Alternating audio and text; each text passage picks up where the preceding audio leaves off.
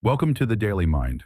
Today we're diving into one of the most tense and complex situations in South Asia, the growing conflict between Pakistan and Afghanistan. What's really happening on their border? Why is Pakistan launching airstrikes inside Afghanistan? In the most recent clashes, around the night of October 11th to 12th, 2025, Pakistan says that 23 of its soldiers were killed and 29 injured. They also claim to have killed over 200 Taliban fighters or affiliated militants. On the other hand, Afghan Taliban officials claim 58 Pakistani soldiers were killed and about 30 wounded, with 9 of their own soldiers killed.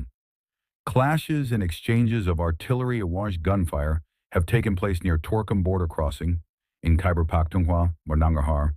This is one of the most frequent flashpoints. And what does this mean for peace in the region and the world? Let's break it down. After the Taliban took control of Afghanistan in 2021, Pakistan expected stability next door. But instead, things went the opposite way. Militants from the Tehreek-e-Taliban Pakistan, or TTP, started launching attacks inside Pakistan, from safe havens across the Afghan border. In recent months, Pakistan has carried out airstrikes inside Afghan border areas like Kunar and Paktika, claiming to target terrorist hideouts.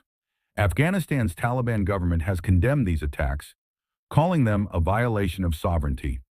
Meanwhile, at crossings like Torkham and Chaman, clashes have erupted between border guards, sometimes shutting down trade routes for days.